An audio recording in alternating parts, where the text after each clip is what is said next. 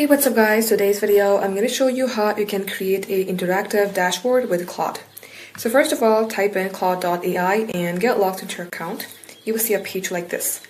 Now in here, if you have any code or CSV file, you're going to have to upload it. First of all, select the plus button and simply select add files or photos and upload that file.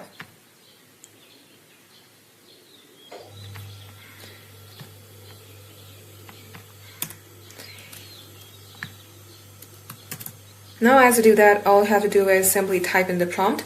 Simply mention, use this dataset to create the interactive dashboard, and if you have a specific requirements, use that as well, then select enter.